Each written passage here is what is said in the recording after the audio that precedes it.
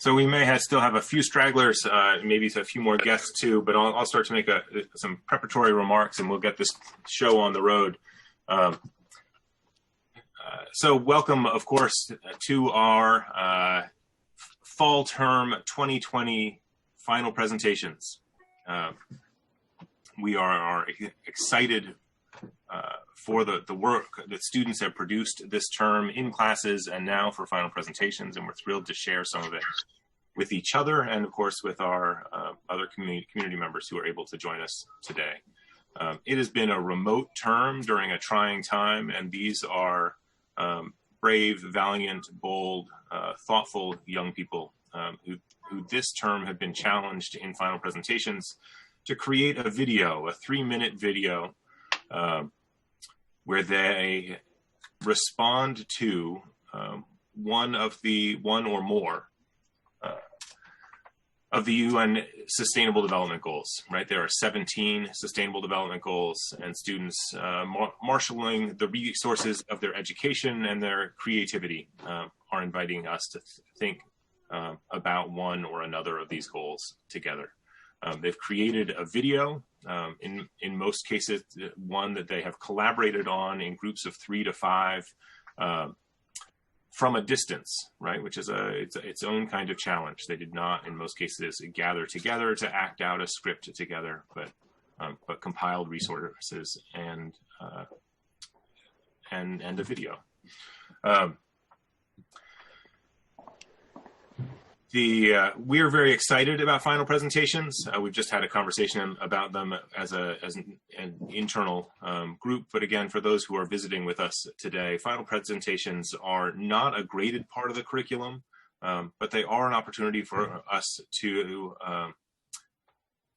exercise our learning in a public forum about things that matter, and that is about ideas and skills that matter, suggesting to one another, to our students, right, that ultimately our learning is not about a score, but about participation in community with one another, and that ultimately our accountability is to the communities we inhabit, right? It is not ultimately about whether or not your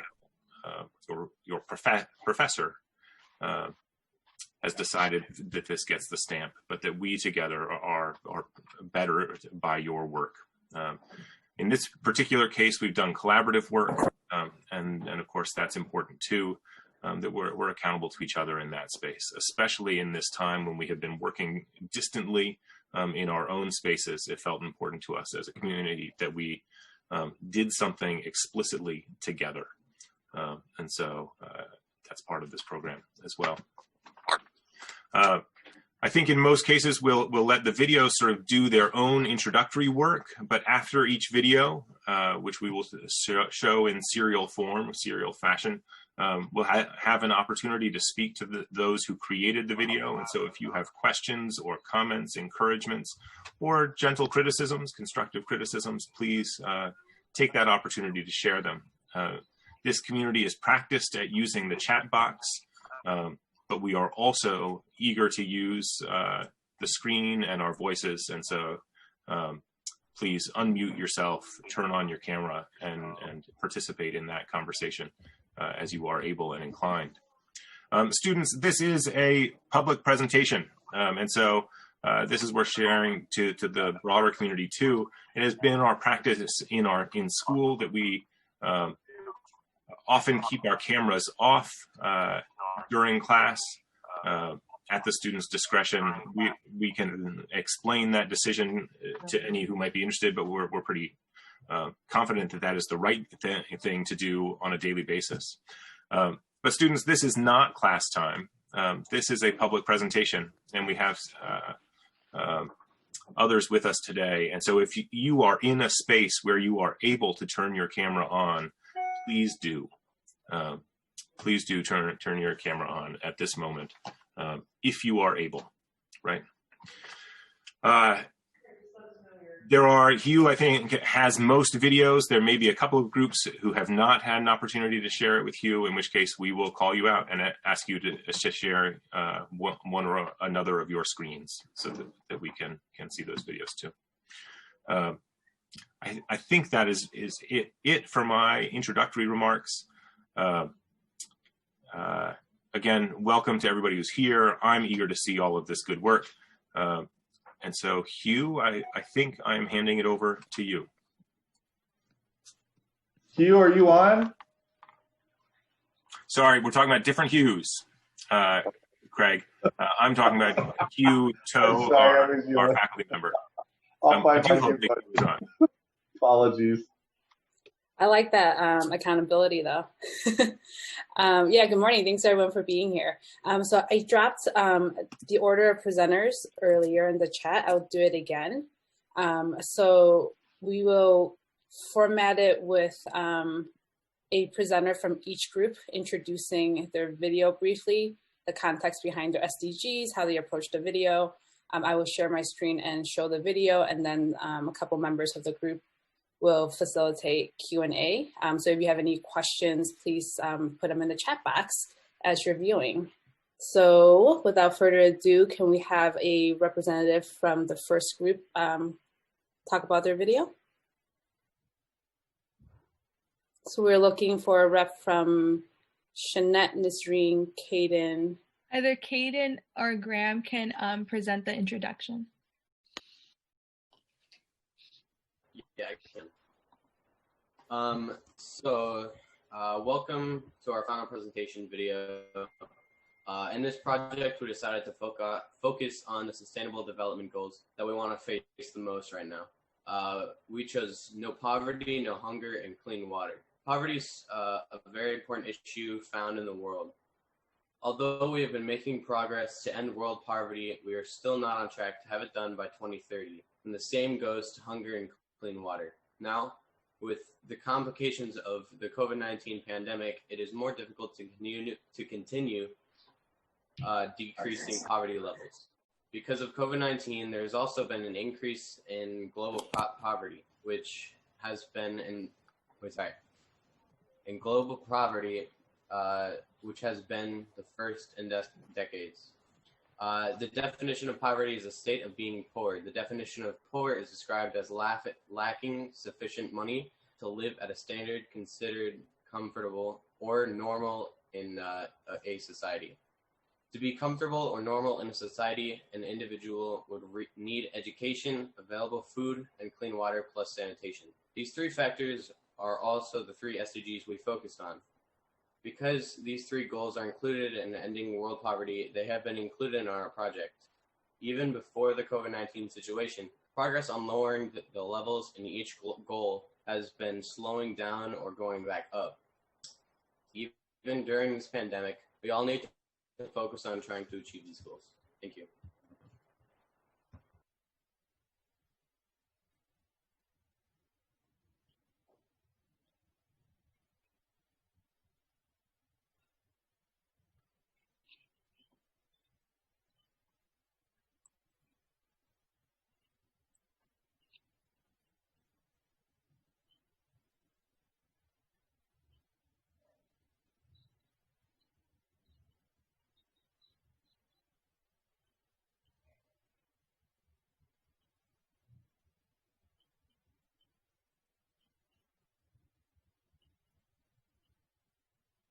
Water plays an important role in our society, especially now with the COVID-19 pandemic. Not only is it key for our drinking, it is necessary for managing sanitation and health safety. COVID-19 has caused an increase in the amount of people in poverty around the globe. This goal is very important to our primary focus since the majority of impoverished peoples lack safe drinking water and adequate sanitation. Even people who do not have access to clean water or proper sanitation are caught in this time of crisis. Of course, now it can be very difficult to reach the goals we have set for 2030 to have safe and affordable drinking water as well as proper sanitation for everyone. To get back on track with the agenda, it would be beneficial to have more support when the pandemic situation is over, but that future is still hard to see. The second Sustainable Development Goal is to end world hunger. World hunger is something that affects 8.9% of the human population. That is nearly 10 million people hungry each year. Therefore, it should be something that we as a whole are trying to solve. Today, the United Nations are taking charge in solving these issues by putting together a food and nutrition. This task force is helping countries around the world by ensuring food gets to the countries. It is important that we take action in solving this worldwide issue because a world with zero hunger can help our economies, health, education, equality, and social development. Thank you. The third SDG that we'll be looking at is SDG 4, Quality Education. SDG 4 reads to ensure inclusive and equitable quality education and promote lifelong learning opportunities for all. The 9% worldwide have no formal education at all. Education is a crucial development need that should be provided as a necessary right. Education is a part of development where those who utilize it can excel for high learning opportunities and use it to change our future. The importance of pushing education is to integrate these Sustainable Development Goals as an active curriculum into the education system today. This would not only provide access to those who do not have an education, but will also shape and refine the generations today and for the generations to come to become global citizens and implement that as a daily mindset. As we speak about these three topics, it all ties into poverty and how we're able to end it in all forms everywhere. There are not only ways we can fix it through our nation, but with working with other nations as diplomatic relations to solve these global issues and address SDG 1. We're not only looking at how this can help us nationally, but we are thinking about how we're able to do this globally, to work with others and redefine what it actually means to help our worldwide community.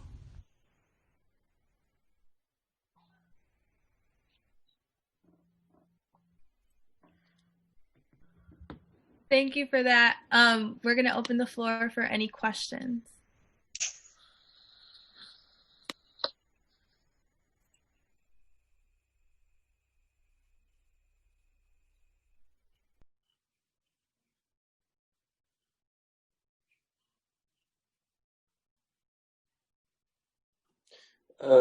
What made you decide to use the FEs for your video?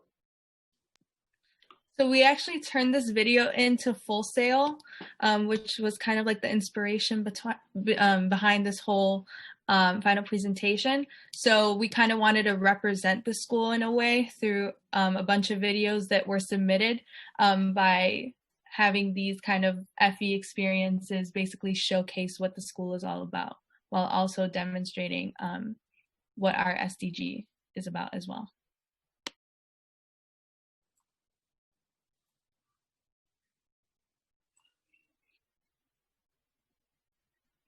I have a question. So how do you all connect this SDG in your personal lives?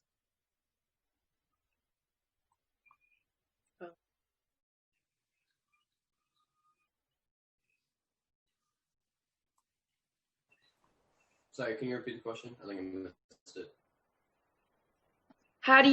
So based on the SDG you did, how does that connect with your personal life, academically and emotionally? That's my question. I mean, I think as being at GCE, I feel like that kind of is implemented into what we're learning. So I feel like we have a special view on how we view schooling, or how we should be viewing how we utilize water or food in that case. So I feel like implementing these SDGs were important for us because we wanted to also integrate that into other people's curriculums and kind of what we know about it as a new generation or generations come. To answer Adam's question, what's stopping us from solving the SDGs you mentioned? I think the guiding point that helped us throughout this whole video process was diplomatic relations and just the way that nations choose to combat these kind of issues within their own countries. And I think the first thing is what's happening in the UN and these kind of conferences and meetings that are being held that can encourage citizens of other nations to also do the same thing within their own communities. So I think the first thing is through diplomatic relations and then influencing that kind of perspective on citizens themselves themselves to implement those kind of strategies within their communities.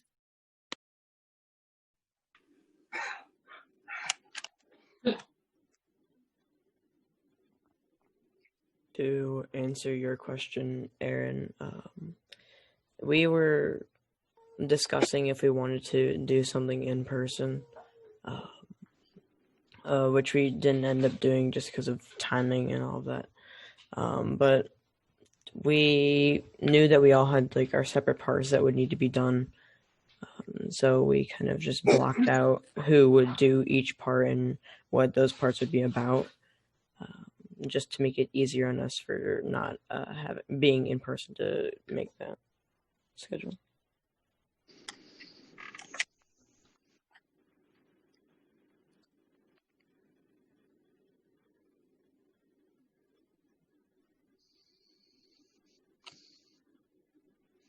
Excellent. Well, thank you so much, Group 1, for going first. Thank you for the questions.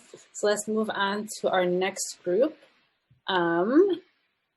which is Paulo, Jaden, and Frankie. Can one of you please introduce your video? Okay, I'll introduce it. So we decided to do SDG 6 clean water and sanitation, and we used a like mock comedic political summit as our format, and a PSA announcement from like a mock fake version of a task force.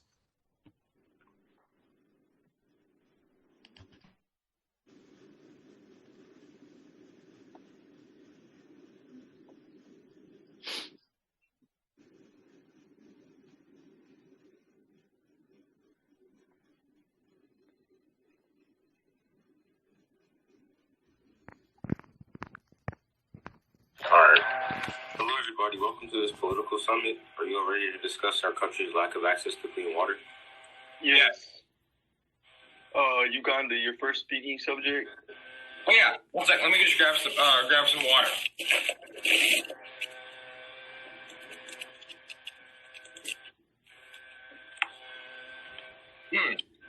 All this packaging makes it taste better.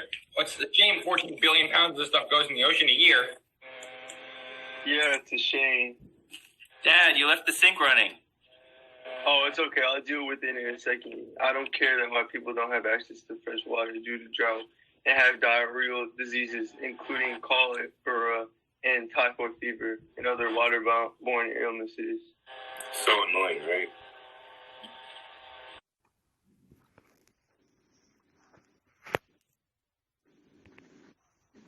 We all need it, but wasting time in the shower, washing your hands for no reason, flushing the toilet too many times, keeping the water on when brushing your teeth, drinking half a bottle of water and disposing of the rest, washing your clothes when you don't have a whole load to wash, and using too much water for dishes.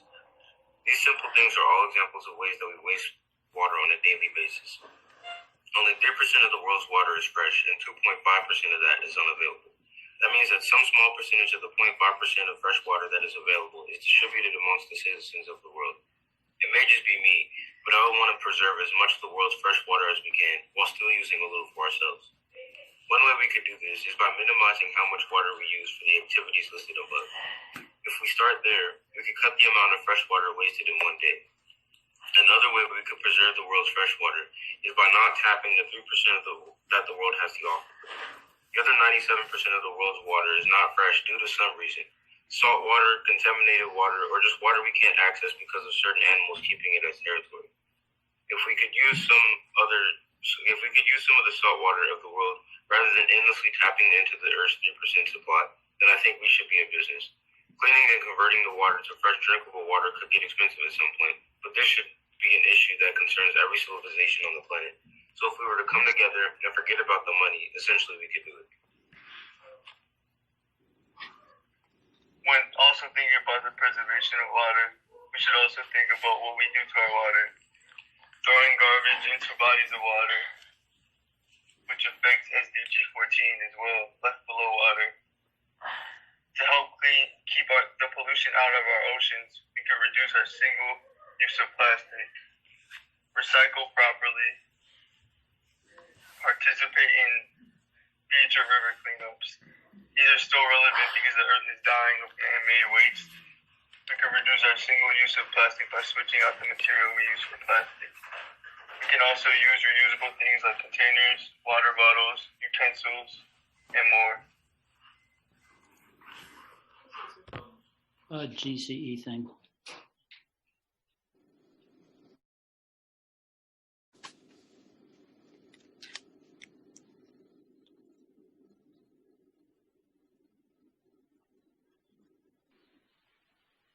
Thank you, Group 2, for that very interesting take. Can one of you all lead the Q&A? I'll lead it. Anybody have any questions or anything?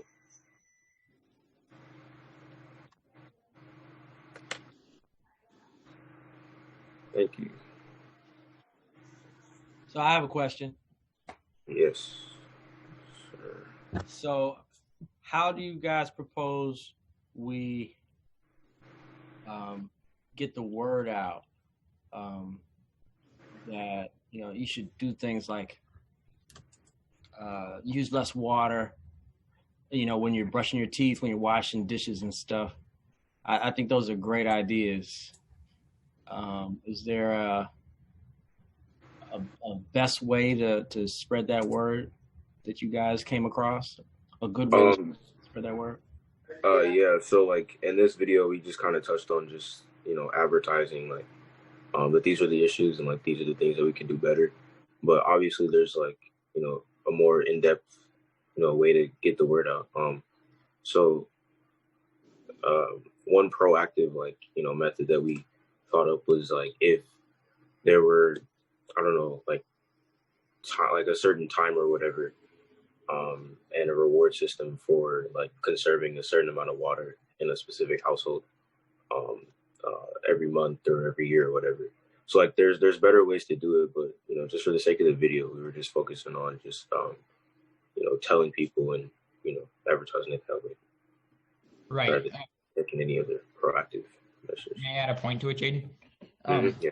I would say that this video was a way to get the video out. Like if this were this is like in theory, if we were actual political leaders of the United Nations, we would send this video. We would send this video would be broadcasted, or the public service the fake public service announcement would be real.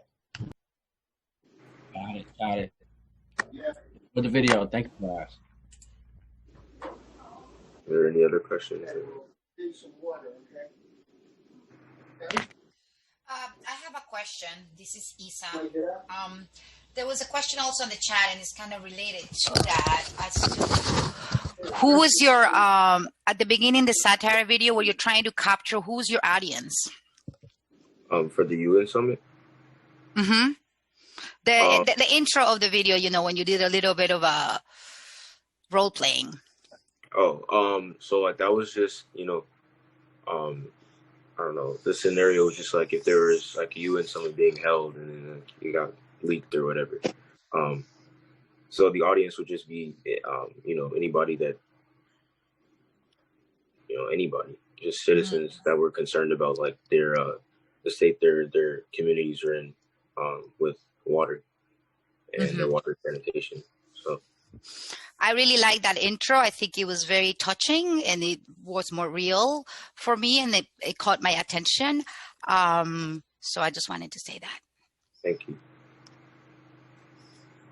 Jaden, Sarah had a question. Sarah had a question? Yeah, I think you just answered it with Issa's question though. So talking about the use of satire at the beginning, I think I agree that it was a really compelling and a different way to approach something. Thank you.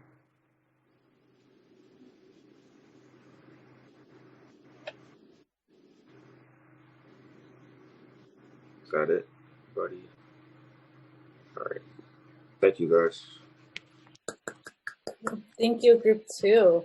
So next, I'm going to post the order again with a couple updates to it. But next, we have a video on climate change from Savannah, Dex, and Hugh. So if one of you could please introduce your video.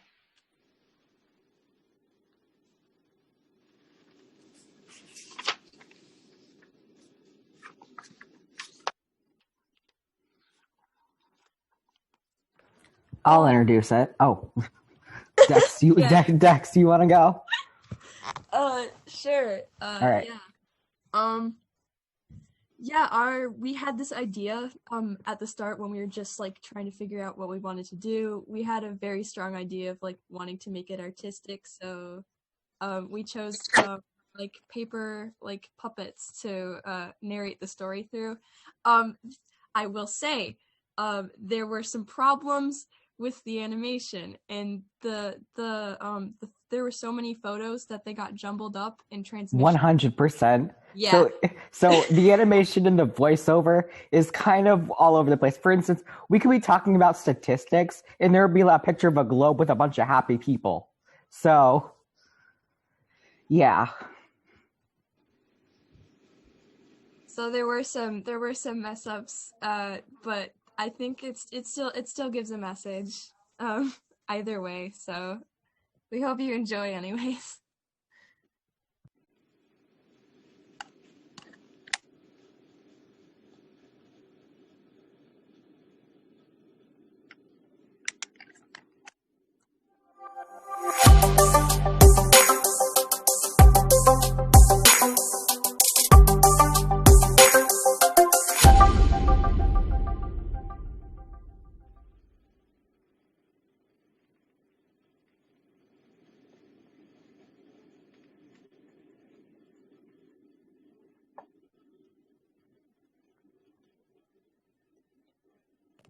Climate change is real, and it is caused by human activity and is causing devastatingly irreparable harm. Our oceans are rising by 1/8 of an inch per year and growing.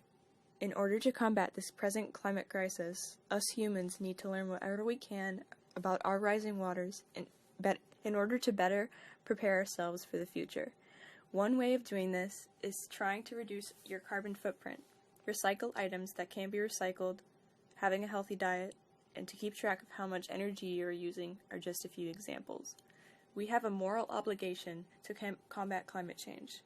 Additionally, a financial obligation is necessary to move away from fossil fuels and transition to energy-efficient and sustainable energy like solar and wind energy. Climate change impacts everyone and everything. It is probably one of the most dangerous problems our society is facing today because of how permanent the changes can be. Statistics say that by 2075, 18% of our Earth will have annual heat waves. So what are we to do in response? Help out. Find research centers and causes that are helping to combat global warming and the rising of our oceans. Wow.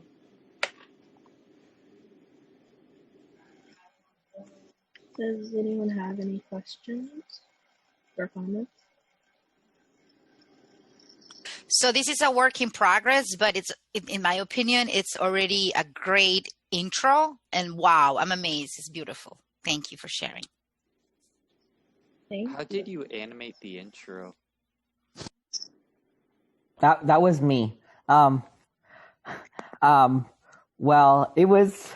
I use a program called Render Forest for this sort of thing.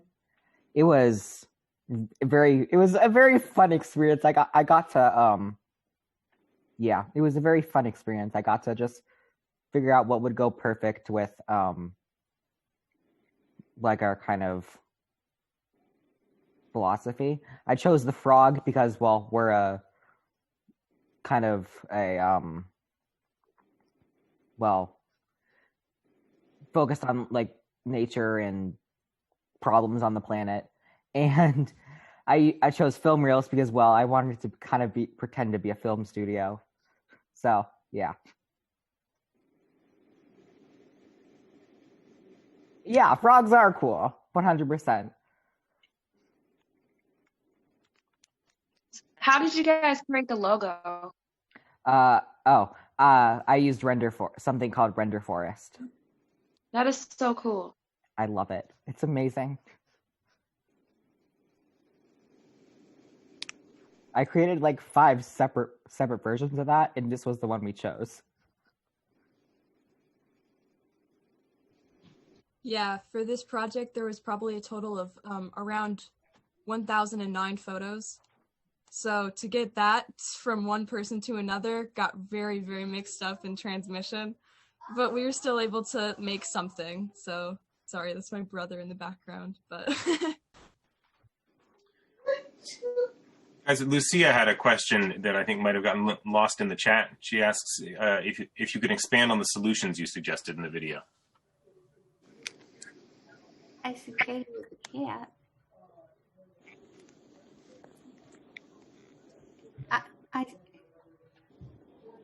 I succeeded with her cat.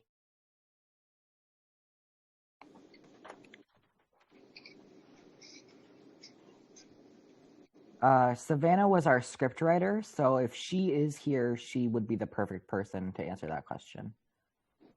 Hi, I'm here. Sorry. Oh. I was trying to just think about it. Really, the solution of this whole thing is to get you to think about just the whole importance of climate change and how it really is real.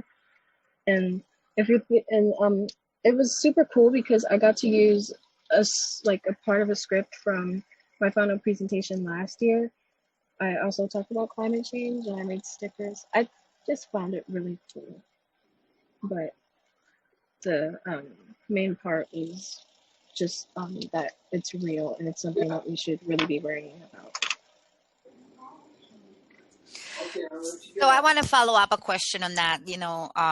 How do we expand on the solutions? I'm wondering if it has made any of us take the time to turn the light off before we leave the bathroom. Yeah, for sure.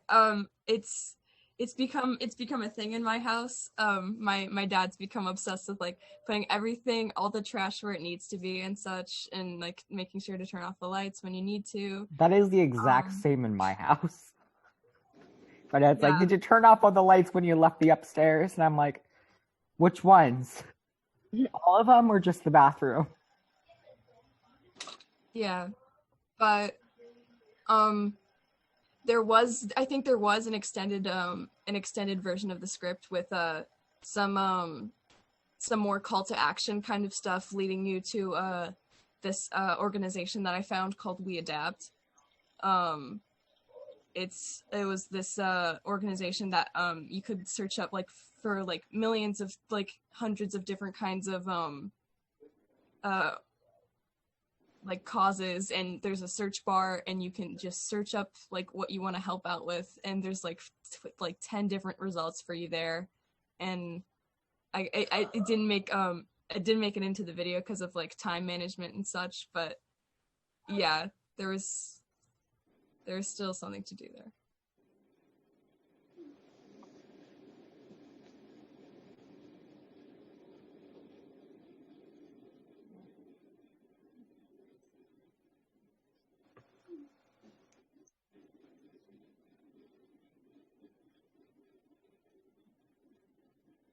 I think there's one final question from Adam in the chat, which is, how do you think the government and or businesses can step in and play a bigger role opposed to putting everything on the individual?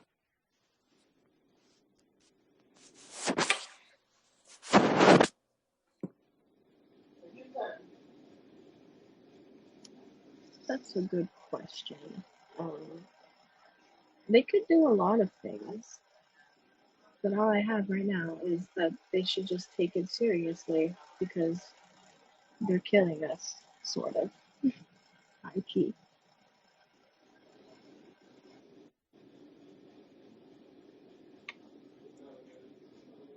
Great. Well, thank you to that group for a very creative and impressive production.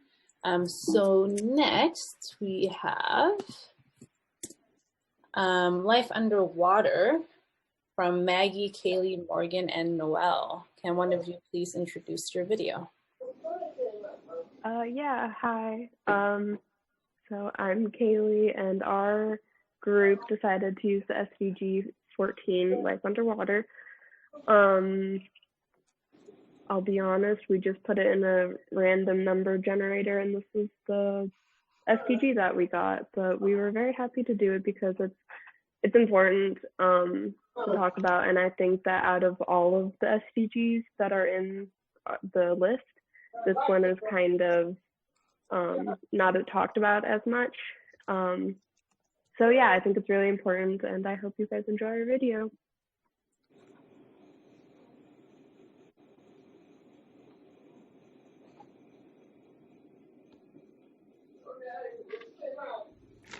Did you know that more than 6 billion pounds of garbage, mainly plastic, ends up in the oceans every year? The United Nations are hoping that by 2025 they can prevent and significantly reduce marine pollution of all kinds, such as marine debris, which is human-created waste that is either indirectly or directly put into the marine environment, and nutrient pollution, which is when too many nutrients such as nitrogen and phosphorus that come from fertilizers are added to the marine environment, causing excessive algae growth. SDG 14, which is called Life Underwater, is trying to get rid of water pollution and unregulated fishing and protect marine and coastal ecosystems to avoid significant adverse impacts. According to the United Nations Environment Program, still today 80% of global wastewater goes untreated, containing everything from human waste to highly toxic industrial discharges. The nature and amount of pollutants in fresh water determines the suitability of water for many human uses such as drinking, bathing, and agriculture. In addition, pollution of freshwater ecosystems can impact the habitat and quality of life for fish. There has been some progress made so far since 2018. The UN has protected almost 20% of waters under national jurisdiction. More progress has been made for this SDG at the UN Environmental Program, where they're regulating the reduction of wastewater, marine litter, and nutrient loading, which adds nutrients to the ecosystem. What can we do to prevent water from polluting further? You can get rid of your trash properly. Throwing it down the sink or drain could potentially destroy the process of sewage treatment, and things like diapers and water bottles could end up on beaches and riverbanks. You can also conserve your water at home. Take shorter showers, turn off sinks when they're not in use, for example when you're brushing your teeth. Saving water can reduce the amount of water that needs to be treated. Skipping the use of plastics also helps. Plastics make up the majority of water pollution, so using glass or other materials that are okay for the environment will lessen water pollution. Some things that GCE students are doing. Using brown paper bags for recycling instead of plastic, and another student has a composter which allows that student to reuse their organic waste and turn it into compost. Marine pollution, which again is man-made waste, is something that negatively affects our ecosystem and will continue to do so if we do not stop it. There are things that the United Nations are doing to help to stop this, but it should also be our responsibility as creatures who live on Earth to take care of it, creating a better and healthier place for us to live. We can work to do this by setting an example for others and start paying attention to our own waste. Doing things like recycling or using reusable bags will put us on the trajectory of achieving Sustainable Development Goal, Life Underwater.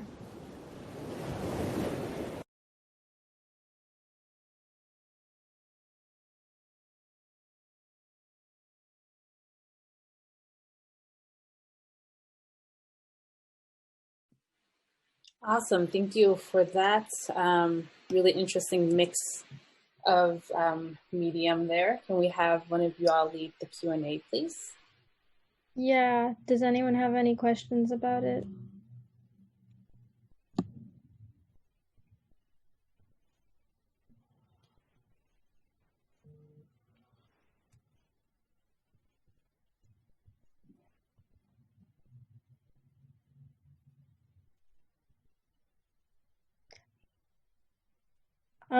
So Jimena asked how we can compost in day-to-day life.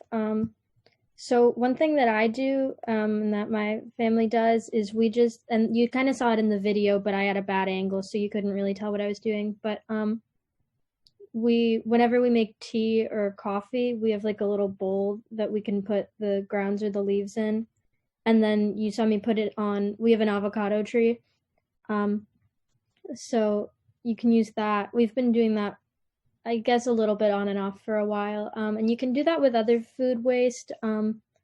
It can get kind of complicated if you don't have plants inside in the winter with, or not just in the winter, but just in general, like putting food waste outside with rats. But since we were doing it inside, and it's just like with those things, that's a really small way to do something like that.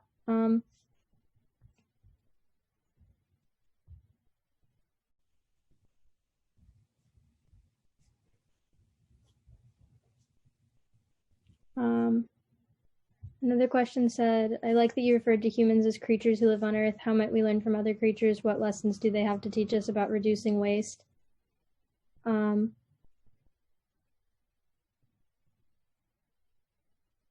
Yeah. So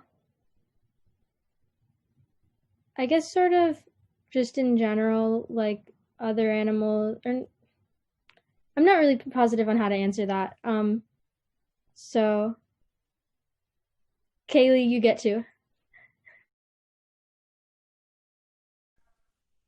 Yeah, I mean, I think that just generally us humans have a different perspective on life, just with the way we communicate with each other, and like we've kind of created all this technology for us to like use, and it's very different than other creatures on this earth. And I think that we can learn from them and like how they go about life with a very natural perspective. And I think that it's something that as humans can kind of learn from, and like especially with like all the industries creating pollution, that's not really something that like fish do. And so I think that we can kind of learn from that and maybe go backwards, or at least create a better sustainable way of life.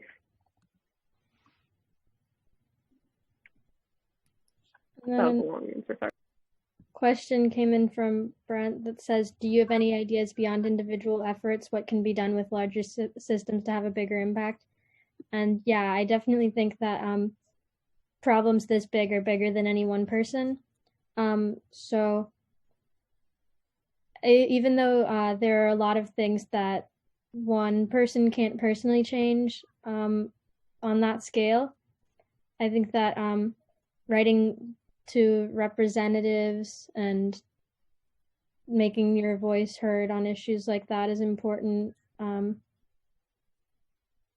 Making sure you know where your waste is going. We kind of did something like that last year in our citizenship group with trying to find out where our trash was going after it left, and that was really interesting.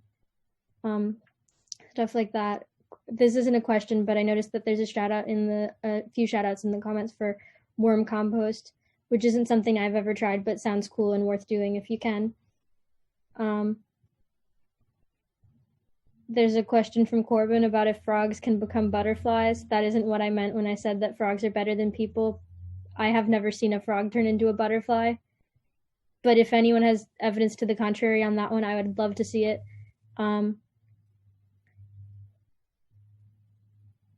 And I think that's it.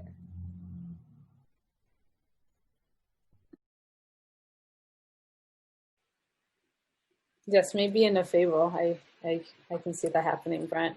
I hope so.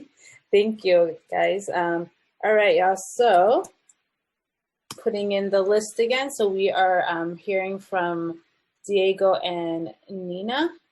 Can one of you please introduce your video?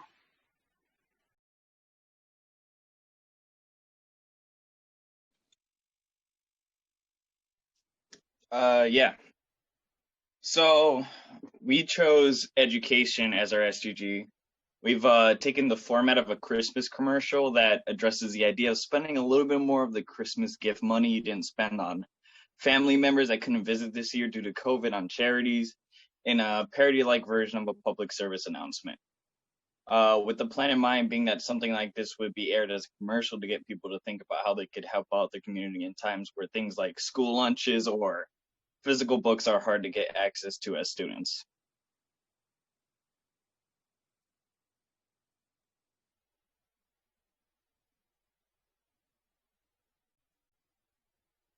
For a Sustainable Development Goal, or an SDG, which simply put is 17 goals that, if completed, guarantee a utopia sorts.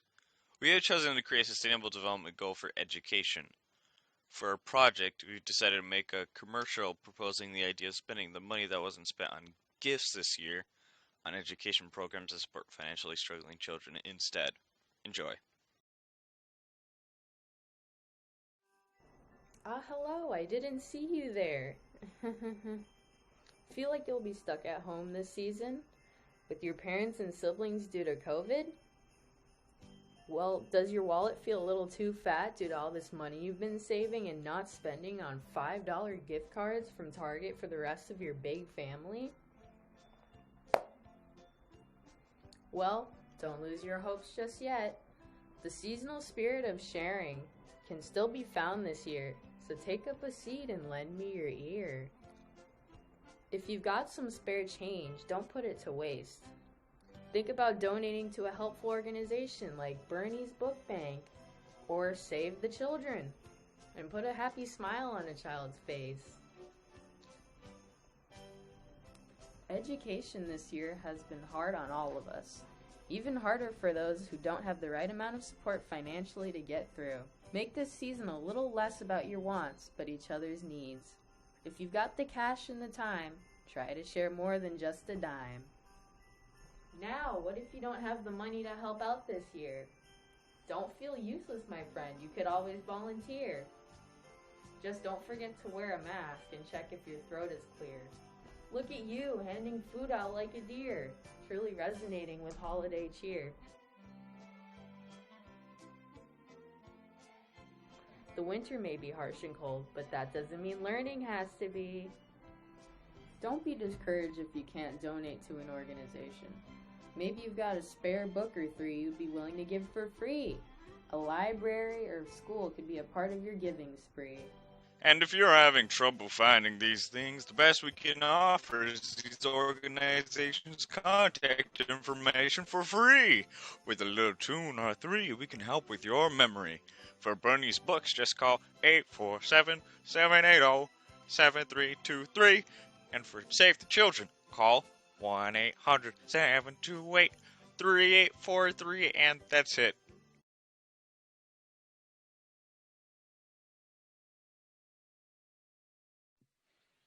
Very, very cool. Can one of you all lead the Q&A, please?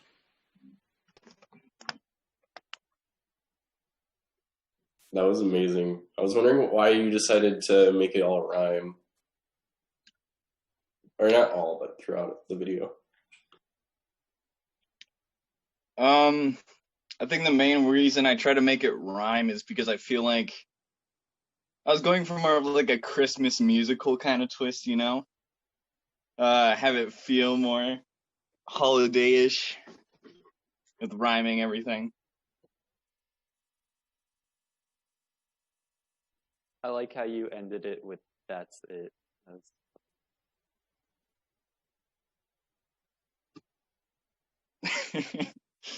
Thank you. Oh, we skip over Thanksgiving every year. I thought that was an awesome framing of a problem, and you made it so real for people to attach to. I mean, I think it's a great message for the world right now. I think that was really, really fun how you presented it, and you know, I think we should get it out there. Let's make it go viral. Thank you.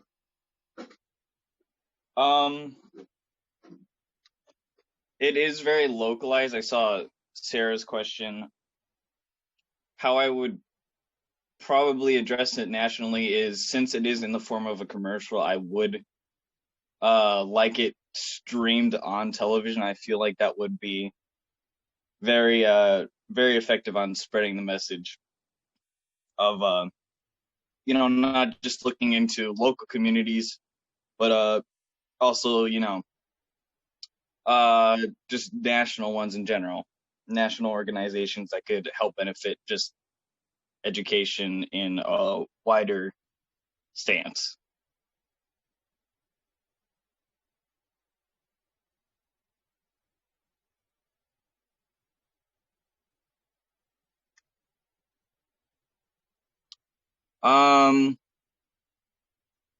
For Stephanie's question, I think what I meant by utopia is if these problems were all to be solved, then it would definitely be flawless. The list is it points out just about the general idea of every issue we have in a very bland way, but if they were all to be solved, then it would create a utopia where everything is perfect.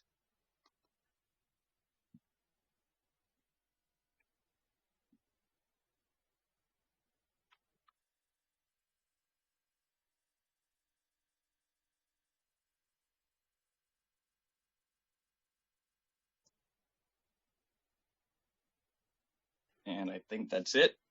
Yeah. Awesome. Thank you. So we have, coming up next, I'll just keep dropping these in here. Coming up is Timney, Georgette, and Abby talking about Zero Hunger. So please introduce your video.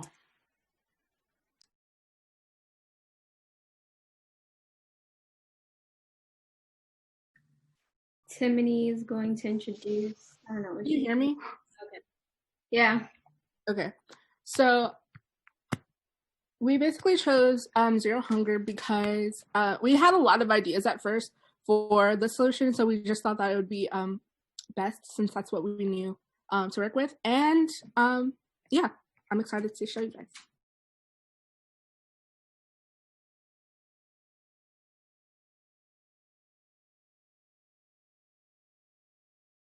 Did you know that about 690 million people globally are undernourished? According to the International Relief Agency Corps, every year around 9 million people die of hunger. Hunger is so big of an issue that the United Nations put in a big list of problems for the world to solve called the Social Development Goals, or SDGs. Hunger is SDG too, right? Correct. Poor neighborhoods in America are less likely to have a grocery store where you can get healthful foods and more likely to get a fast food restaurant. That would be an example of a food desert. Yep. Now, all this information is important, but what are some solutions? A simple solution that people our age can do is set up places where people could donate or get food that is accessible to people in neighborhoods classified as food deserts. That's a great idea. Another solution would be for the rich to fund actual grocery stores in these neighborhoods. Those are both great ideas, but what about food waste? Companies could sell every product, not just the ones that look the best. Food is food, even if it looks a little funny. And personally, I think I could become more conscious of the waste I produce myself.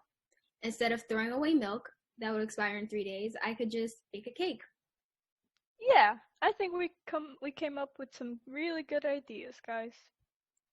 Though the problem of world hunger is still huge and seems untouchable, there are still things that we can do to make a difference within our own communities that can make a small difference. What will you do?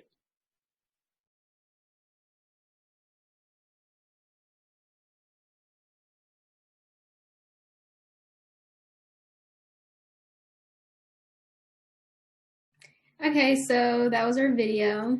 As you could see in the beginning, we kind of had some connectivity issues, so we couldn't really bring all of our creativity into it.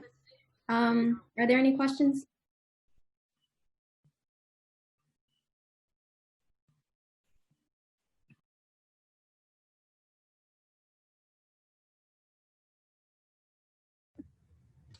I don't have a question. I just have a comment.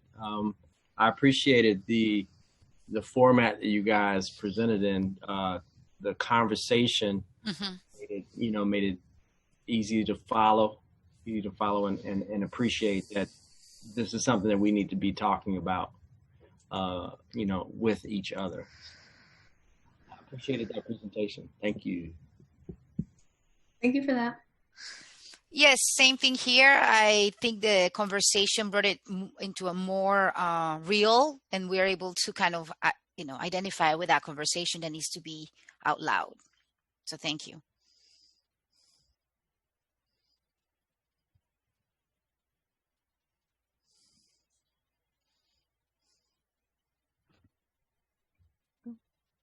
I really do believe that this is a situation that we are dealing with an international situation. And unfortunately, I do believe that awareness and we need to be more proactive with our politicians because we do have economic funding for our poverty and our hunger issues. We are one of the nations in the world that we are the bank of the world, and we shouldn't have any hunger in the United States.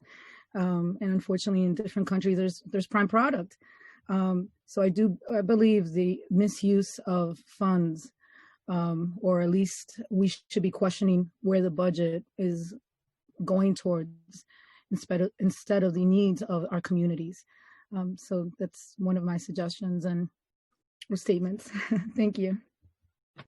Absolutely, yeah.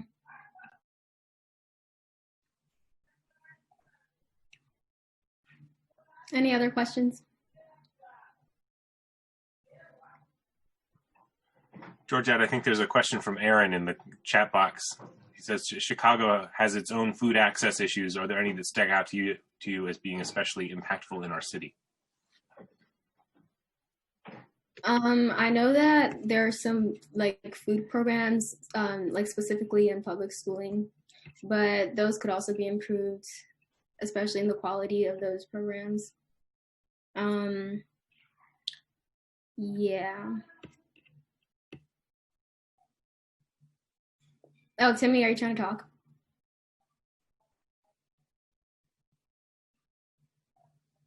No. Oh, now we can. Okay. Yeah, I was just gonna respond to Aaron, but you can add on if you want.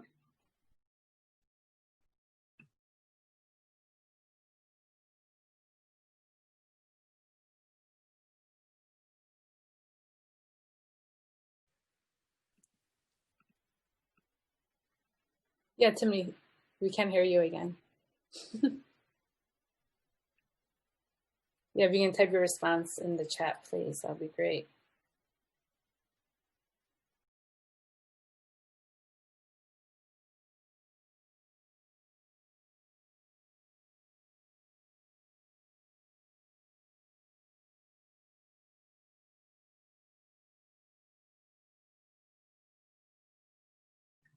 I am not aware of any local farmers markets that contribute to the cause. Yeah, I'm very ignorant to that, but if there is, maybe you could drop that in the DM. Sorry. Can you hear me now? Yeah. Okay, I just didn't feel like typing, everything that I was going to say. But the reason why I wrote in about food deserts is because Chicago has such a big issue with those.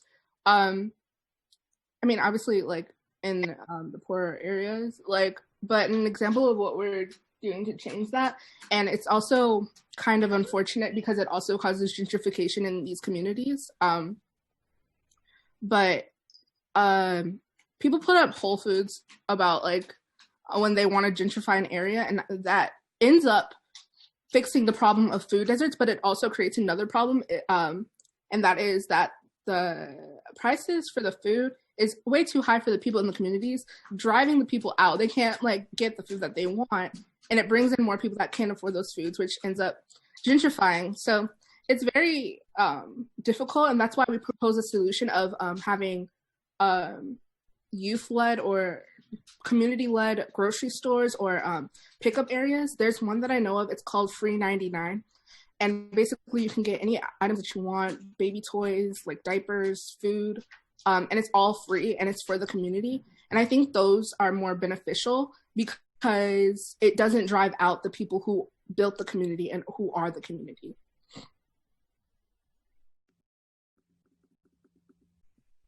Excellent. Thank you, Timney, Georgette, and Abby. We're thrilled that conversations are happening after each of these videos.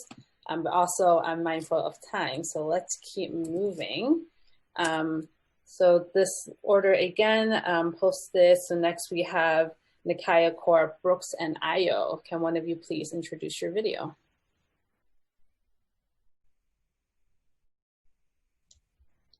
I can introduce it.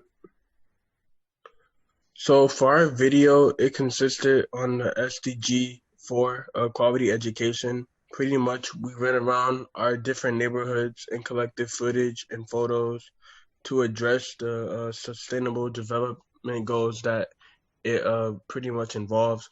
So since we did quality education, you'll see some shots of libraries and schools and different communities throughout Chicago.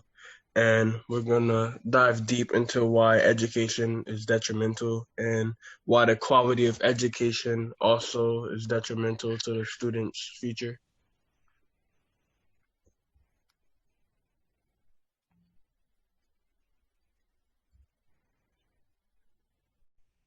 Quality education is a struggle for some school systems. In CPS, I have noticed that a lot of schools do not have all the materials. Usually depends on where the school is located and is due to decades of segregation and discrimination. My neighborhood high school serves a lot of second language learners. Many students are not given the opportunity to enter advanced classes. Some of these students then never graduate high school and don't have the opportunity to attend college. All students should have access to opportunities in education no matter their race, ethnicity, location, and language. It would be easier for me to go to my neighborhood high school, which is just blocks away from my house. I was thankfully accepted and rewarded a scholarship to a private high school. In this school, I have access to passionate teachers and an excellent curriculum. It is extremely important to educate yourself. The internet is a widespread resource for discovering and learning new information. Libraries in the area are a resource for self-education as well. In Black and brown communities nationwide, there is a lack of investment in resources for education, access to education, and other services involved. Students of color don't get the same opportunities and preparation in their academic careers as white students. There are dozens of vacant lots on Chicago's south and west sides where there should be centers for tutoring, community organizing, and study hubs. Education is privilege for people of color, so we have to keep fighting for resources that they don't have access to. For me, education is a way to learn about what I want to do in my future and what will inspire me. Quality education for me looks like being able to have the available resources to do well in school. For the most part, my education has been a very okay experience. Some of the schools I went to were good experiences, but others were really bad. When I was in kindergarten through 3rd grade, I didn't go to my neighborhood schools because my brother had autism and still does, so my parents had to find a school that could teach him and me. We traveled about 30 to 45 minutes a day so we can get him and me to school. For many people, it might not just be a lack of a school near them that's an issue. It might be the lack of a good school. I noticed that even when CPS schools are ranked 1+, which is the highest a CPS school could be, they still feel underdeveloped. Quality education should feel like quality. It should feel like you enjoy learning and want to continue to learn. My old elementary school, while it did have teachers and classes that I enjoyed, failed to get me to feel like learning as a whole. The curriculum didn't feel challenging. Mute it. Never felt like we were learning. Mute it, please. Mute it. Into our heads and forgetting it later. My newer school, however, doesn't feel like that.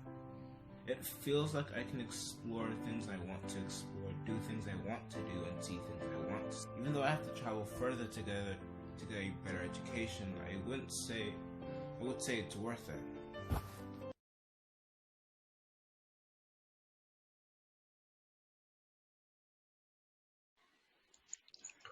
Are there any questions behind our video?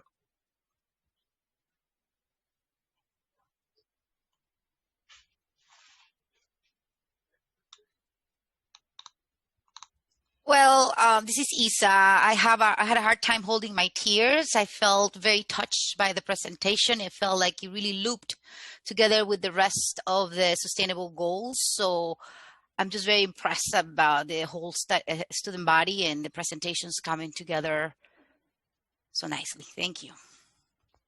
We appreciate that. Thank you so much.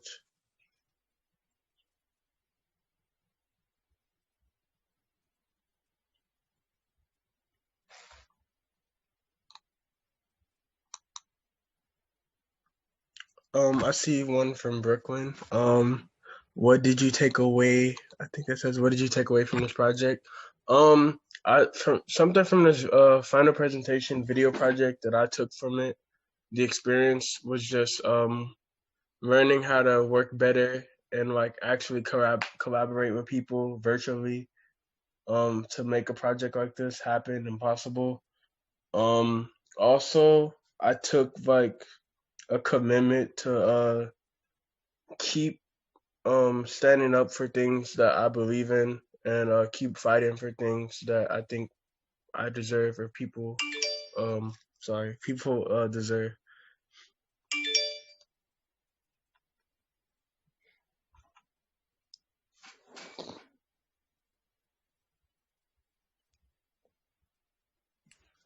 Looks like there's a question from Brent in the chat. What do you think about the way Chicago does public schooling, especially the division into neighborhood and selective enrollment schools? I'm very much against the way Chicago does public schooling. As we know, we live in a segregated city, and through that segregation, there's not the same investment of money and funding and resources into every public school. So especially the I know Ayo mentioned like the one plus rate schools and even the selective enrollment schools. They definitely get more funding just due to like notoriety throughout the city, and as well as just like history of the schools themselves. For me, especially, I do think kind of limits how much a person can do, like especially a student. Because if you're a student and you don't get into a selective enrollment school, you think that, oh, maybe I'm not just up to the standard that they think, or maybe I'm not good at something, and then it makes you less, I guess, less. It makes you like less motivated as a student overall. Yeah, and like especially if you go to your neighborhood school and that school isn't good, you feel like, oh, maybe I wasn't that good enough to get into a good school. And so I feel definitely, even though selective enrollment schools are cool and all, it's the way that they're handled and the way that they're used. It's definitely a detriment to students all across Chicago, especially.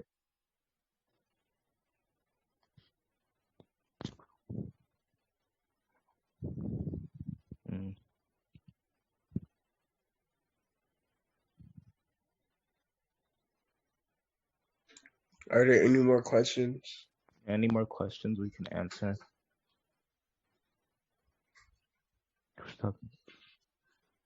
Yeah, lots of great teachers are in those schools, but I believe the schools themselves are very much a toxic place, I guess, and in the way that they make certain people feel like they can't do good enough, or that they weren't good enough to get in.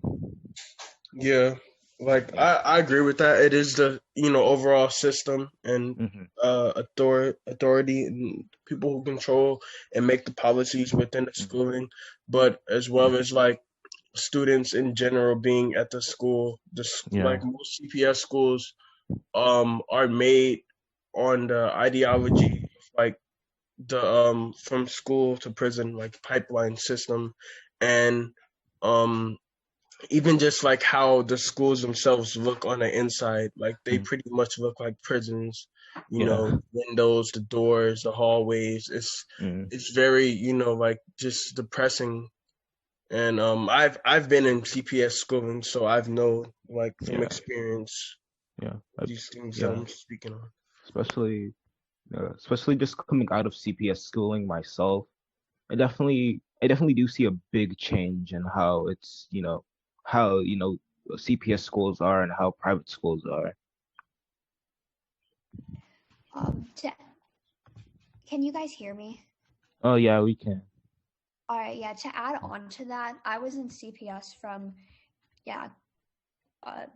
kindergarten to 8th grade, and so applying high schools, I like really thought, just because of like the way like CPS was kind of constructed and everything, I thought that if I didn't get into a selective enrollment or a 1+ school, that I wasn't going to be able to go to college and get scholarships. And if I went to my neighborhood school, which was a 2 school, which was rated as a 2, then I wouldn't be able to get into a college and get scholarships just because of how like quote unquote like bad it was and everything. And it was just that like mentality and everything that just all these schools, just because of like the segregation and everything that is happening in these neighborhoods and everything and in the schools.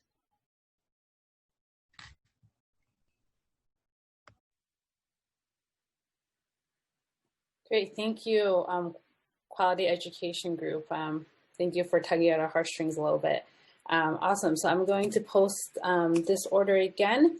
So we are going to hear from Brooklyn, Mena, Kate, and Layla. And please go ahead and introduce your video.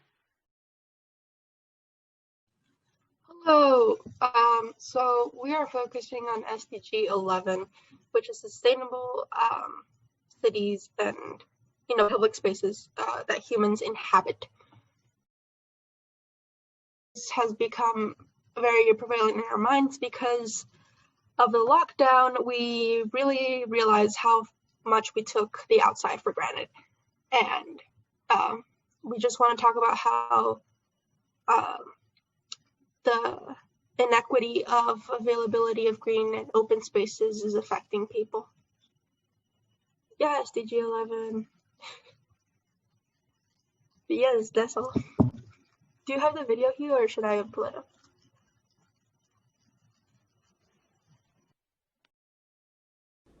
SDGs.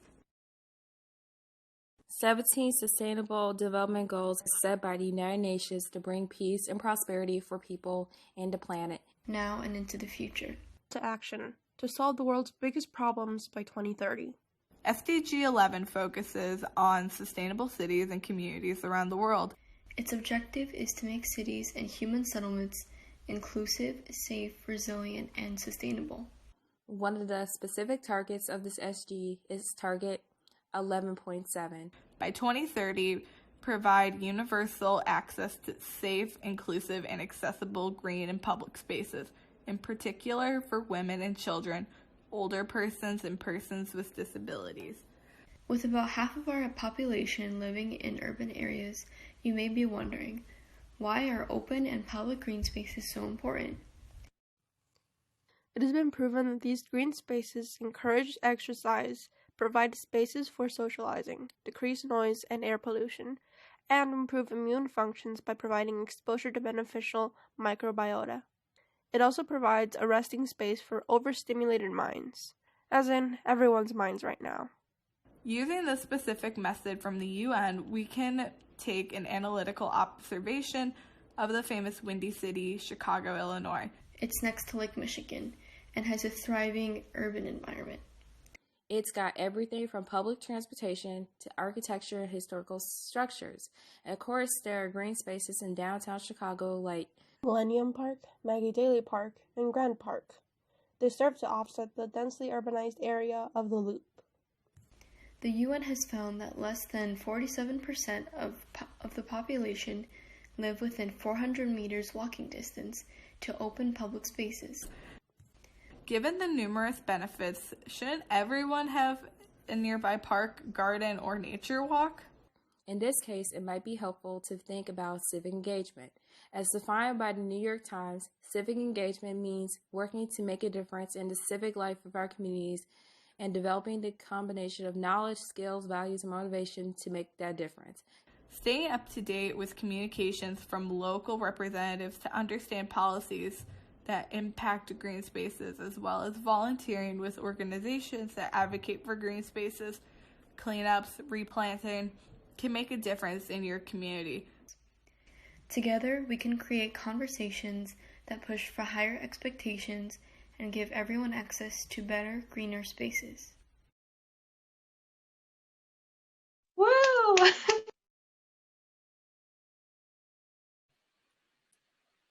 Thank you. I can't believe you guys had an assistant editor. I'm jealous. But can one of you all please lead the Q&A? Yeah, so any questions? Does anybody have?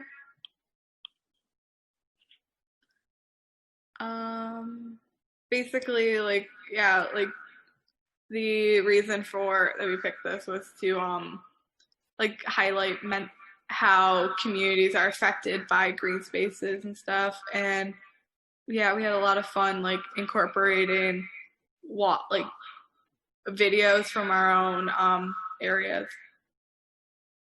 Yeah.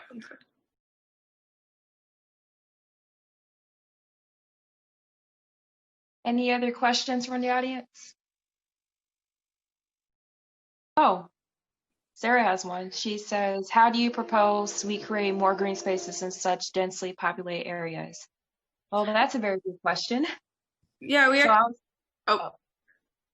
Brooklyn, you can if you want to. I was thinking we could plant more trees and continue cleaning up our green, beautiful spaces, and also continue to do everything we can to protect our green spaces from turning into trash.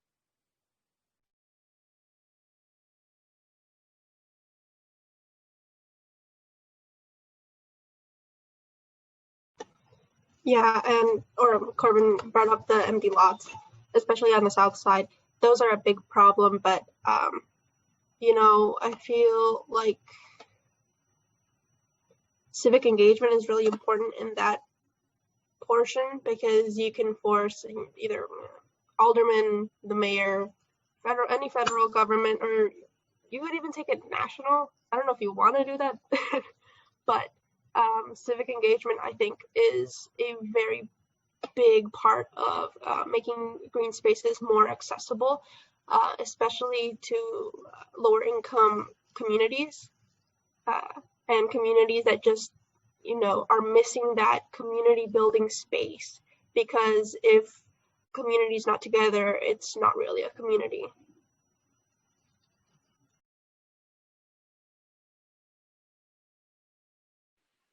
Kate, were you going to add something in response? Oh yeah, so like when we were creating our video, we did have this conversation of like, so what can we do to like have more green spaces incorporated? And it's just like, you know, writing to aldermen and like, you know, even having things like community gardens or just, you know, having like a community space in schools is also something that's very helpful, along with like medians on the boulevards where they have like, you know, trees and such lined up in the middle of the street. So yeah. I want to definitely give heads up. This was an amazing video. It is so important for our community.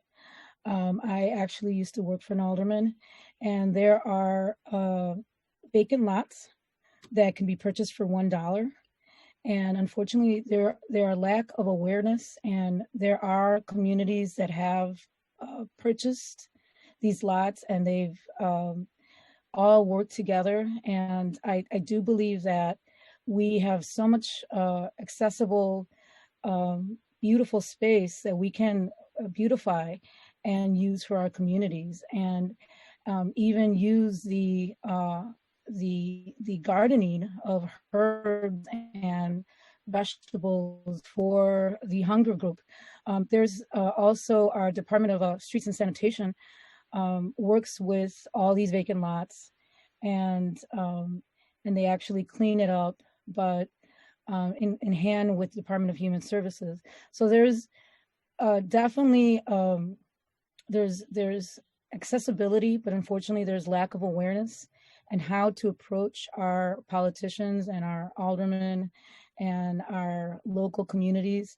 I think a beautiful idea would be approaching our aldermen or our mayor, giving a citizen's comment to actually have incentives for nonprofits to actually have heads up to deal with the community, because there are a lot of developers and a lot of funding for it, but unfortunately, the lack of awareness of where to go to, how to start, is what we actually need in our communities.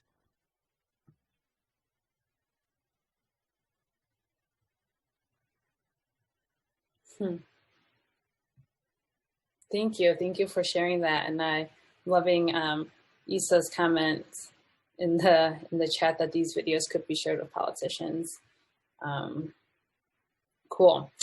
So I'm going to post this list again. So just a quick time check. We have 3 more videos, which means we'll run a bit over our 1 o'clock scheduled ending to this, which is, I think, great because we're having really wonderful conversations around this. So just if you need to leave and your guests, we appreciate you all being here. Students, please stay on. But next up, we have Simas, Brandon, Melina, Josiah, and Will's video. Can one of you all please introduce that? Hello? Can you guys hear me? Yes. Yeah. Cool. So this term took a class called Econ Risking Value, and we studied the fundamentals of economics, like the concepts of incentives, supply and demand, and inflation. We also read Kate Raworth's book, Donut Economics, 7 Ways to Think Like a 21st Century Economist. So for my group's final presentation, we connected SDG 11, Sustainable Cities and Communities, to a model Kate Raworth explains in her book, the donut model. So I'll let the video do the rest of the talking.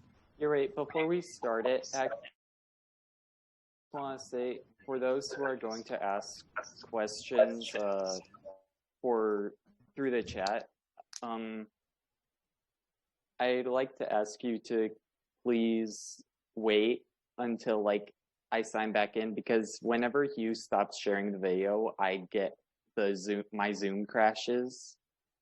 But I'll be right back as quick as I can, but resets the whole chat. So yeah, thank you.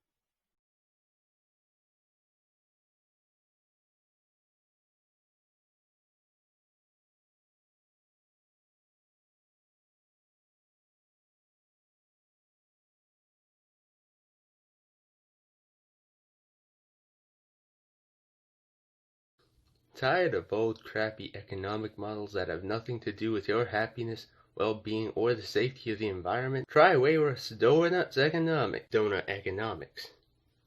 Well, it kind of works like an economic safe zone in the shape of a donut ring.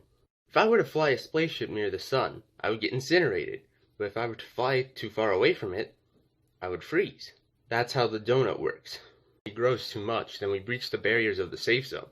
We need to regulate our growth and stay in the safe zone if we want to preserve our planet's biosphere, and if we want to create sustainable and just communities. Economics are so important that world governments are discussing it right now. Thank you all for joining me today on such short notice. I am here today to talk about a concerning matter. As of today, 7 countries have still not signed the Paris Agreement. Our environmental crisis is only getting worse by the day, and COVID-19 is not helping either. We cannot afford to be on different paths. Initially, I did not ratify the agreement because I needed to see how it will affect my economy. After all, my economy relies heavily on fossil fuels, and signing the Paris Agreement would mean I would have to figure out an alternative way to sustain my economy. Essentially, our goal is to reduce the carbon intensity of Russia's GDP by 9% by 2030 and 48% by 2050. We plan to introduce a price on carbon, along with a larger scale increase in energy efficiency. We also plan to develop our systems of nuclear and renewable energy production. Finally, we plan to reduce clear cutting of forests, because although we do have a lot of forests, no kidding, we do not have unlimited forests. Russia, you do realize that GDP is relatively inaccurate? I mean, GDP does not account for private organizations, which could easily understate Russia's actual economic output. I think you should take this into account. Also, GDP doesn't measure the welfare of your citizens. Well, yes, but... This is the reason we won the Russo-Japanese War of 1904. Japan, we get it. You have fancy toilet. Anyways, let's get back on task. We have two issues to fix. First, not every country has signed the Paris Agreement, and two, our current economic model is not sufficient for addressing the current environmental crisis. This is true. Our country is currently struggling with high levels of poverty, and even though we did sign a Paris Agreement in 2016, it is difficult to focus on anything related to the environmental crisis when the issue of poverty is so prevalent. Well, I have adopted the donut model. I believe if we implemented this model in all countries, we could reduce the number of carbon emissions exponentially and help solve the issue of poverty. But how would implementing the donut model help the environmental crisis and poverty? Economists and political figures accepted the false notion that as economies grew, income inequality rose at first and then fell. Yes, therefore, if we want to address the issue of poverty, one of the first things we should do is ditch the modern economic system for one that takes into account the welfare of humans. Okay, how did the Netherlands implement the donut economic system? The goal here is to get everyone out of the donut hole because that would signify everyone having their basic needs met. Food, water, shelter. And then the goal would be to stay in between where the needs of the globe and humans meet. So on the donut? Right now we are working on becoming carbon neutral. Achieving carbon neutrality means we intend to cut carbon emissions on our part to zero. We are also aiming to transition to a circular economy, which is synonymous with a regenerative economy. A circular economy means that all materials produced will be used in closed loops. Adopting this methodology ensures that we do not accumulate mountains of non-biodegradable materials in landfills. So normally we put these packets of sandwich meat in a Ziploc bag because once we open them, the package seal loses its stick. The meat goes bad if we leave it open for too long, right? It'd be irresponsible of us to throw the bag away because it is still a perfectly good Ziploc bag. One less plastic bag in the garbage can have a big and positive impact. But this is not the only thing we should be doing. In order to achieve Sustainable Development Goal 11, which aims to make sustainable cities, settlements, and economies, we must work towards developing clean energy transportation systems, generating power in ways that do not emit large amounts of carbon, and more. Reusing plastic materials is only the beginning. With enough planning, we can reach these goals. We need to focus more on environmental issues rather than economic growth, which is one of the main obstacles in the way from achieving SDG 11. Kate Rayworth's goal in economics is to have economics help the environment and not destroy it. Wow, thanks for letting me know, buddy. No problem.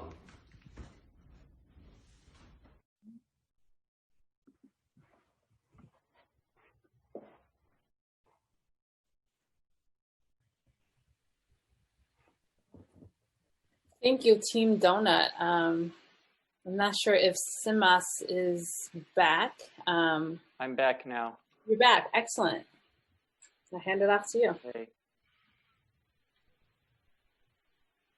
All right. So, are you guys ready for the Q&A?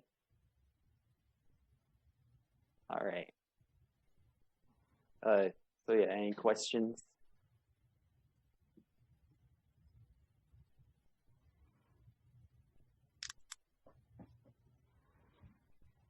Yeah, bro's caring about the economy.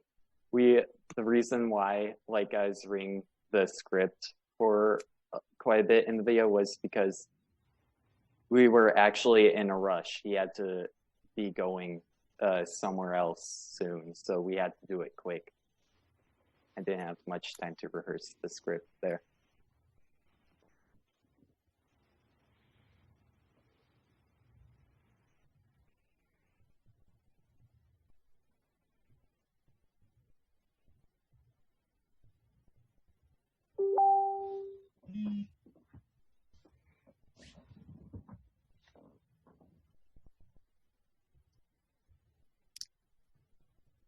Thank you, Nisreen.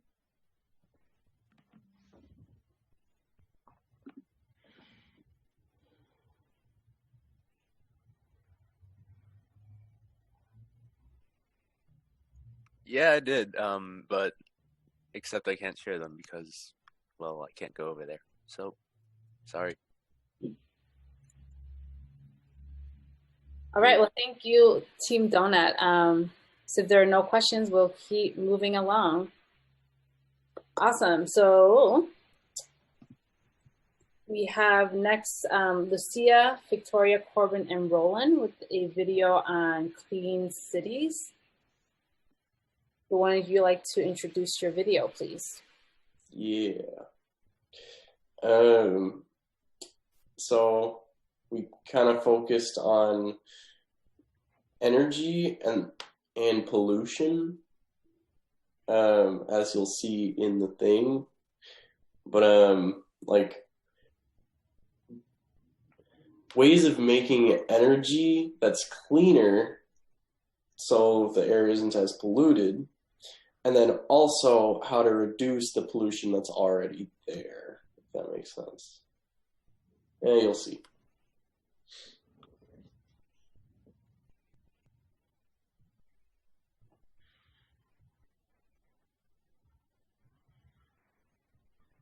Hello and welcome to Energy in Air. This is our final presentation video. I'm your host, Corbin. For this final presentation, we were all asked to prepare a video of 2 to 3 minutes addressing one of the SDGs, the Sustainable Development Goals. Our group decided on SDG 11. SDG 11 is sustainable.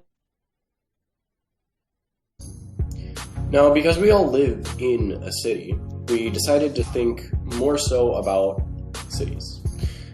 First, we wanted to think about pollution, and then we decided on thinking about energy as well. So we have come up with 2 different solutions, one to address each of those issues. When we started thinking of solutions to fix the bad air quality in many major cities, we looked to solutions that other places have found. One of the ideas that we thought was most appealing were giant air filters put in the middle of large-scale cities. Now, we found examples of these in China and in India, where pollution in cities is the worst. When we were looking at the problems with current power production, as in power plants and factories, we then started looking at the problems with it. We started looking at the amount of pollution produced by plants and factories. Just in the US, power plants produce almost 2.5 billion tons of carbon dioxide every year. And that number's only increasing.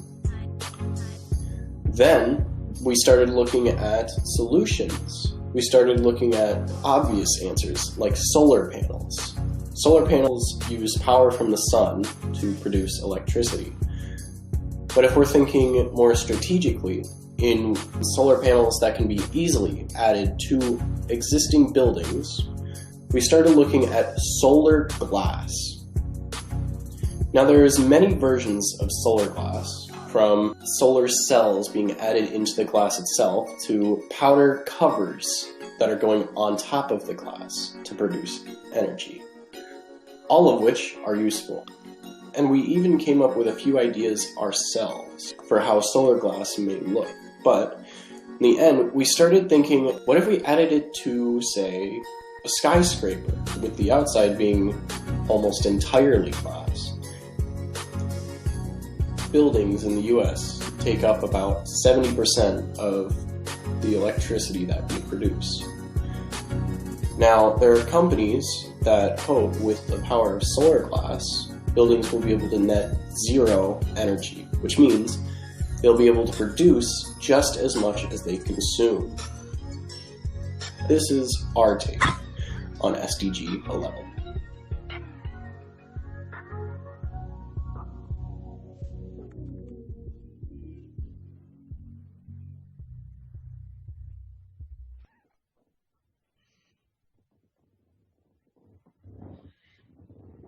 Yay, solar glass.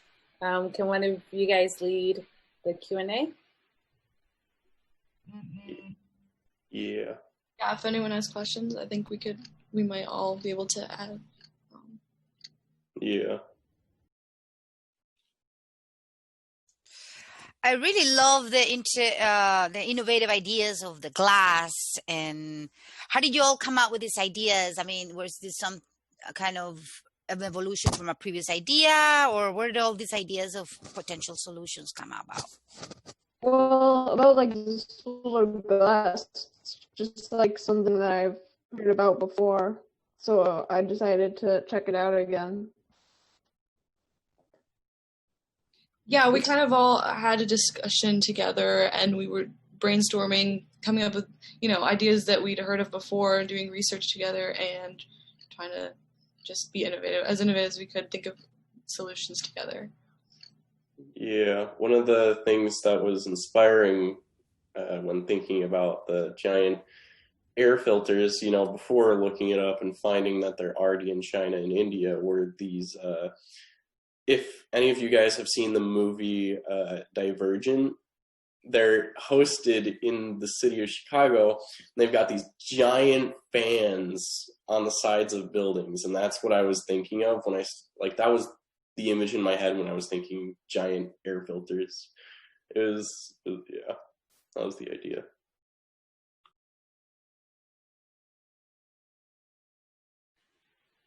Looks like there's a question from Cheryl in the chat. Can you speak more about solar glass and how much energy it saves? Yeah. One of the main ones I was looking up when I was looking into it was, I can't remember the name of the company, but what they did is they put a powder coating on top of glass, and because pigment collects, what's it called? Light that you can't see with your eyes, ultraviolet rays, yeah. It absorbs that, and then to these little bars on the side, it goes to there, and you can use that energy. But the thing is, they're not super efficient yet. They're not, they haven't been engineered to be as efficient as they could be, or at least as much as traditional energy. Aren't solar panels only 10% efficient? What? You're cutting out. Can you type it in the chat, please? And thank you. But basically, the idea of it not being super efficient, as in it doesn't collect tons of energy per panel, doesn't really matter if you're on such a vertically large building, especially if almost all of the outside is glass. You're collecting tons and tons of energy from the sun all day, every day. And even then, you don't have to be completely disconnected from traditional energy, which means if it's dark, so at night, or if it's super cloudy and you can't get to the sun, or if it's during the winter and things are covered or something gets messed up, any of it, then you can switch back to traditional energy for some amount of time that you need. But Frankie, what was your question? If you can type it in the chat. I have a question. I do believe that solar panels also have an attached battery, and I think the battery life is like 10 years. How would that work with the glass solar panel? Is there an attached battery to it? You said the sides have like a lining that recharges. Is that basically the actual battery that it has, or could it have like an adapted battery attached to a certain amount of glasses? The idea is there's a bar on the side, and the electrical currents go straight into it. And from there, you're able to plug it into some kind of device, and it'll tell you just how much energy is coming from that, but also you're able to plug it into a battery and charge the battery. If that makes sense. So that actually assists when it's nighttime and in other words, it works when you need the energy, and it's like a reserve. Yeah. Okay. Awesome. Really love this. Contrary to what I made it sound like, it isn't just the sun's on, so your building's on, but yeah. Well, definitely it's saving a lot of energy, and it is an awesome idea. It was a great video. Thank you. Essentially, if we use this type of solar glass in most buildings downtown, or all of them, downtown would be just one giant power generator. It'd be very good for the city. Actually, if they did it to all cities, it'd be huge increase in energy and cleaner energy too. Any other questions, anybody? Well, thank you, Team Solar Glass. Yeah, I don't know what we're waiting for. Let's get solar glass everywhere. Thank you. All right, so we have our finale video from Nati, Lucas, Azana, and Trinity. So one of you please introduce your video? Yeah. So we did SDG 14, Life Below Water. We chose this, well, actually, we were stuck between a lot of different SDGs to do because we all thought all of them were important, obviously. But we settled on Life Below Water because we figured, hey, there's some information that maybe a lot of people don't know on this, and we will be discussing microplastics, and you'll just see it in the video. And yeah, that's really about it.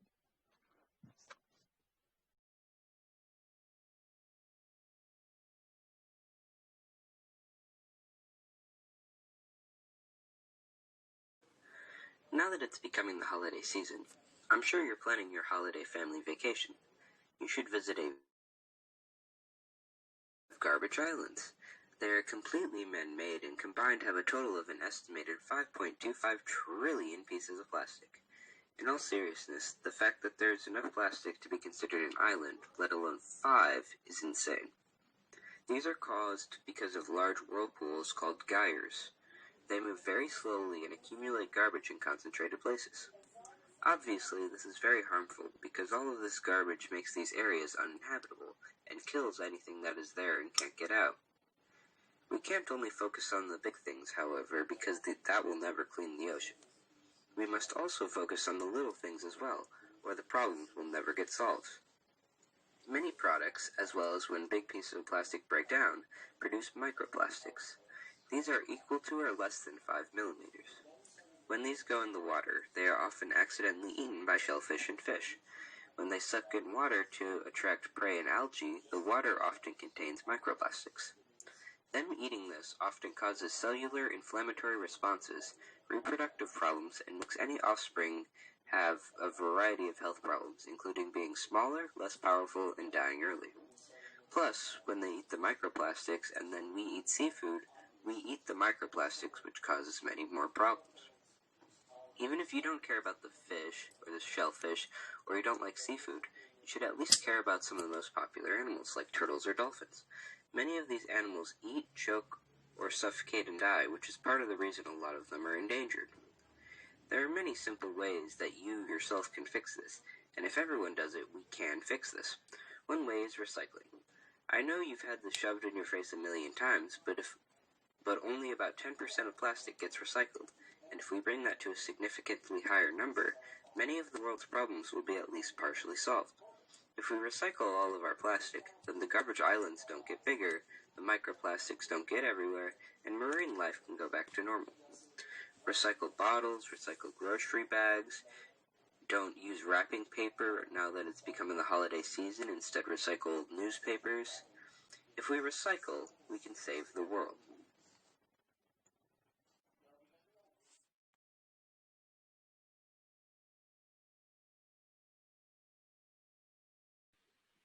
Thank you, Team Life Underwater. That drawing of the turtle eating the plastic bag, thinking it was a jellyfish, that got me, man. Can one of you guys lead the Q&A? Yeah, sure. Anyone have any questions?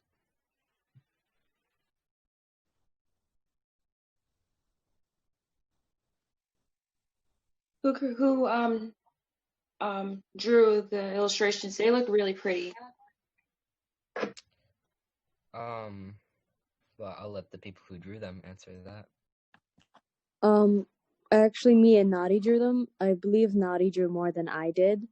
Mine were like the little sketches and like the dolphins. Hers was like the microplastics and the people eating the fish. Hers were really good.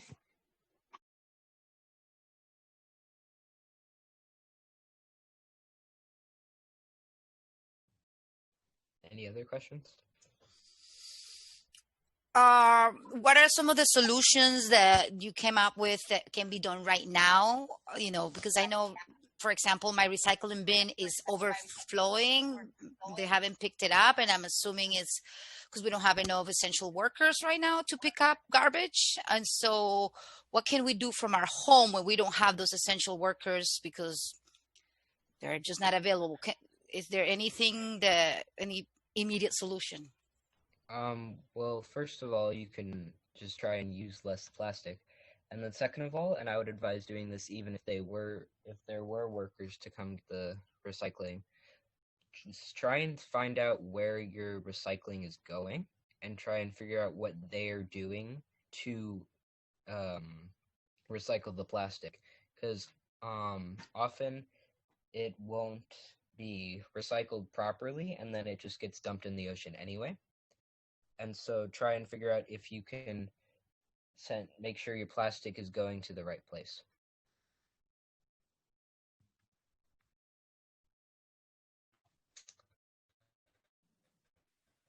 Sarah has a question in the chat. How do you feel about tools being created to break up the garbage islands? Well, of course, any effort to fix this is amazing. That's my opinion on it.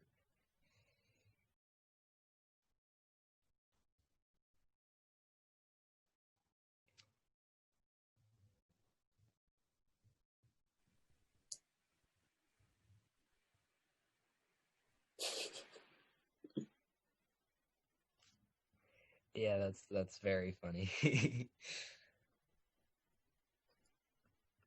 Well, thank you to everyone who presented. Thank you for everyone, our guests who are joining us and stuck around for the extra 20 minutes.